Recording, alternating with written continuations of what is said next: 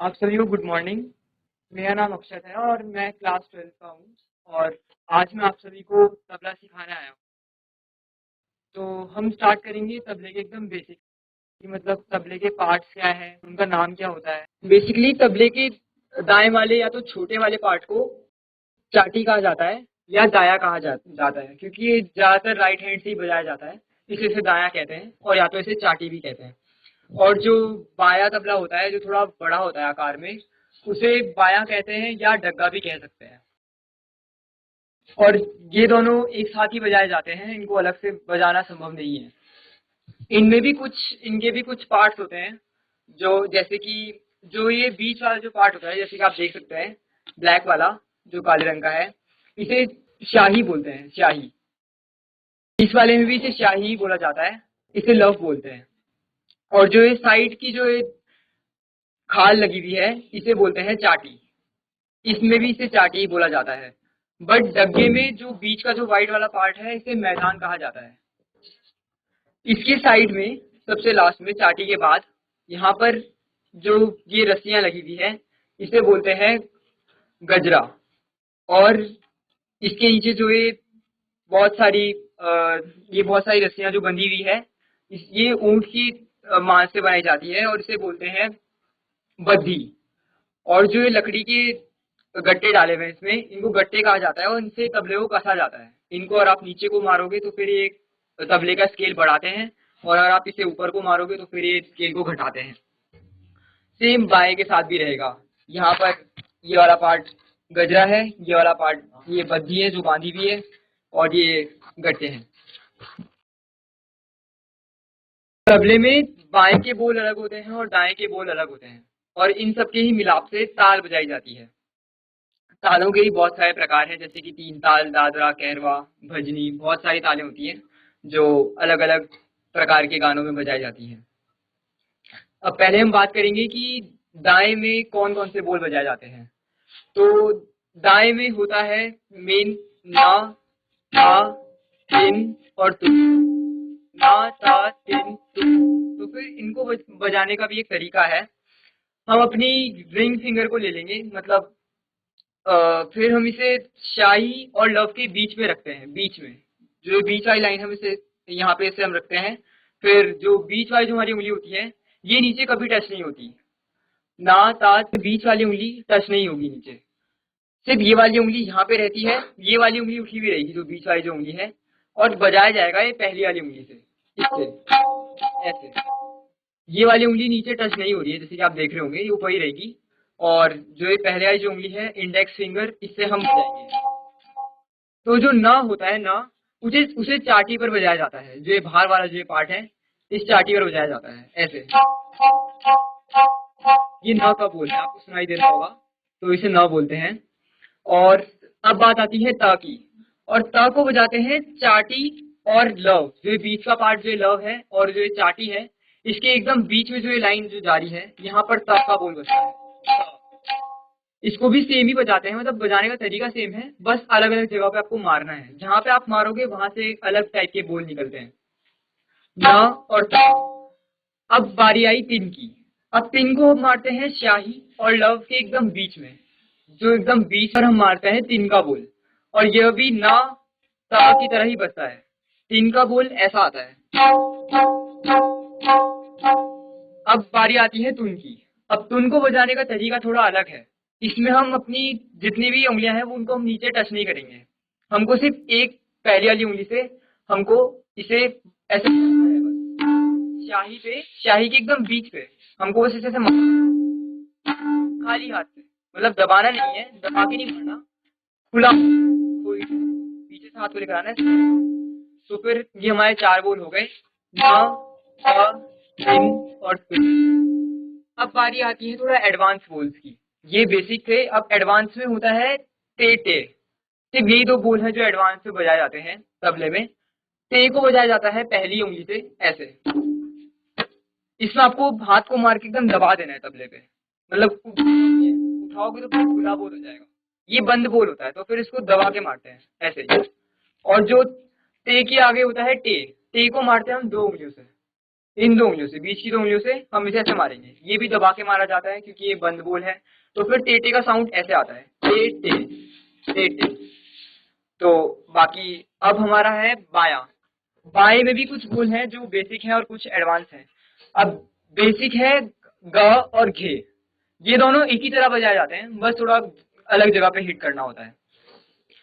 अब गे को बजाते हैं जो मैदान वाला पार्ट है, ये आगे जितना भी ये चौड़ा वाला पार्ट है इसमें, और जो ये स्याही है इसके एकदम बीच में, जो बीच की जो लाइन है यहाँ पर जस्ट, यहाँ पर गे बजाया जाएगा। पहले हाथ को इसे टेकते हैं तबले के ऊपर, और उसके बाद जो बीच की जो उंगली है, या फिर इन तीनों में से कोई भी उंगली आप यूज कर सकते हैं, इसमें कोई वो नहीं है।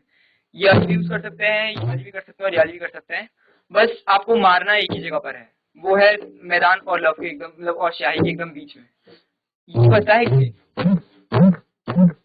और अगर आप चाहें तो फिर आवाज बढ़ाने के लिए या फिर थोड़ा वॉल्यूम देने के लिए आप अपने हाथ को ऐसे खींचते हैं ताकि आवाज थोड़ा अच्छी आए, ऐसे।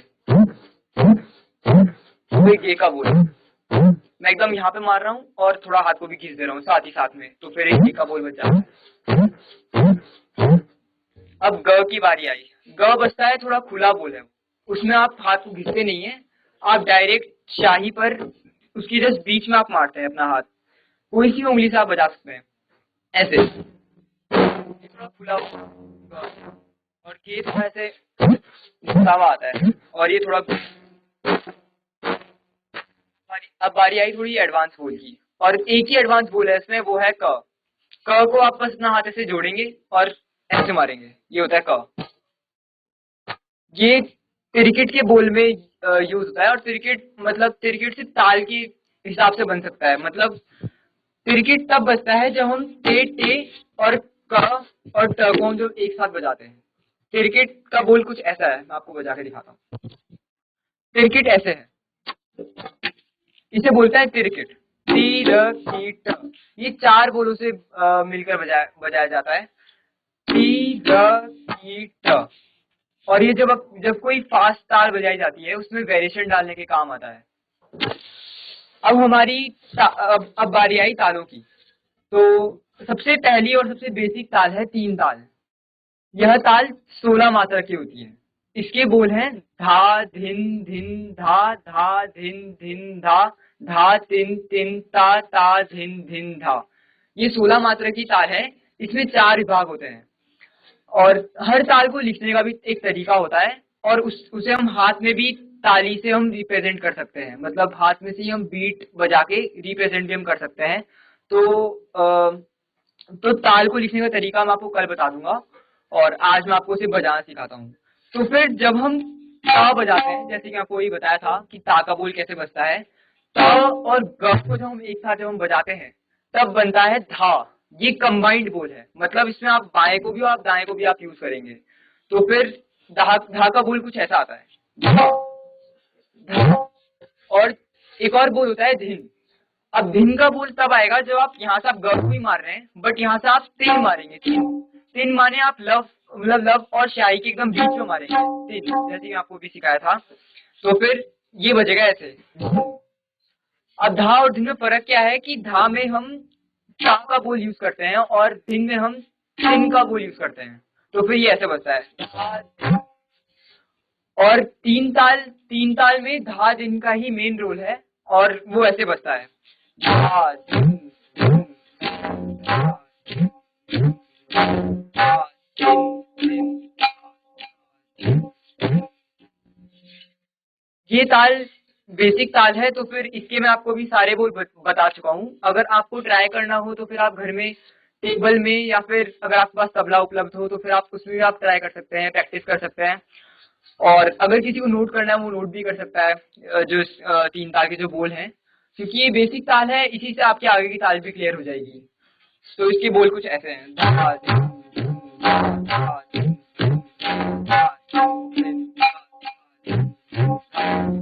तबले में अलग अलग प्रकार की लय होती है। लय मतलब स्पीड, टेम्पो। तो फिर जैसे जैसे अगर हम तेज बजाते हैं तो फिर हम उसे बोलते हैं मध्यम या फिर द्रुत लय, और अगर हम स्लो बजाते हैं मतलब धीमे धीमे, तो उसे हम विलंबित लय बोलते हैं। विलंबित लय का अर्थ होता है एक मात्रा में एक बोल, मतलब मात्रा ऐसे गिनी जाती है, मतलब ताली के बेसिस पर 1 2 3 4 ऐसे करके गिनी जाती है। अब जो मैं ताली बजा रहा हूँ इसको आप लोग मात्रा समझ लीजिए। अगर मैं एक ताली में एक बोल बजा रहा हूँ, मतलब धा धिन धिन धा, तो इसे हम विलंबित लय बोलेंगे। और अगर मैं एक ही ताली में दो दो बोल बजा रहा हूँ, मतलब धा धिन धिन धा धा धिन धिन धा, तो फिर ये मध्यम हो गई, मतलब एक ताली में दो बोल। और अगर मैं एक ताली में मैं चार बोल बजाता हूँ तो फिर इसे हम द्रुत लय बोलते हैं। धा दिन धिन धा धा दिन धिन धा धा दिन धिन धा धा दिन धिन धा। जैसे कि आपने देखा होगा कि मैं सिर्फ चार ताली बजा रहा हूँ, और विलंबित में मैं चार ताली में चार ही बोल बजाया, धा धिन धिन धा। और विलंबित लय में मैं एक ताली में आठ बोल, मतलब चार ताली में मैं आठ बोल बजाया, धा धिन धिन धा धा धिन धिन धा। और द्रुत लय में मैं चार ताली में 16 बोल बजाया, धा दिन धिन धा धा दिन धिन धा धा दिन धिन धा धा दिन धिन धा। तो फिर इसी को हम तबले की ताल में हम अप्लाई कर सकते हैं। मतलब जैसे मैं अभी ये मैं स्लो बजाऊंगा तो फिर विलंबित लय में तीन ताल कुछ ऐसी बजेगी,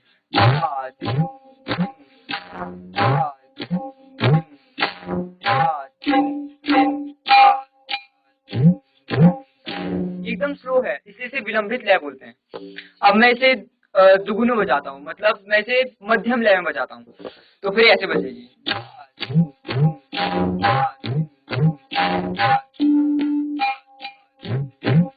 ये थोड़ी सी फास्ट हो गई।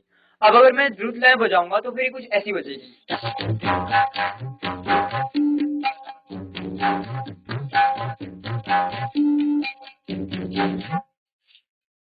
तो फिर ये तीन प्रकार की लय है। और अभी तीन ताल ही सबसे बेसिक ताल है, तो फिर आज मैं इसी को सिखाना चाहूंगा। अगर आप लोग चाहें तो आप इसे प्रैक्टिस कर सकते हैं घर में ही, टेबल में भी प्रैक्टिस हो जाएगी, ऐसा कोई वो नहीं है।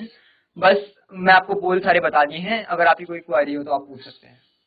तो जैसे अब तीन ताल हो गई, तो फिर तीन ताल में मैं कुछ एडवांस भी ऐड कर सकता हूँ। मतलब जैसे इसमें बीच में टेटे लगा सकता हूँ, या तो मैं तिरकिट भी लगा सकता हूँ, तो फिर वो कुछ कुछ ऐसा रहेगा।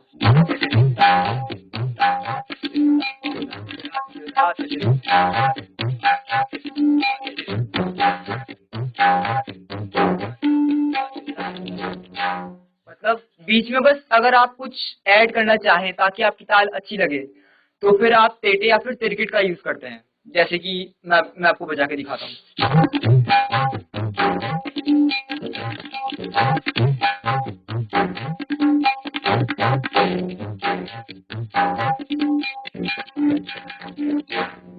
तो फिर ये तिरकिट और टेटे का यूज होता है, मतलब बीच बीच में, अगर आप ताल को और ज्यादा खूबसूरत बनाना चाहते हैं।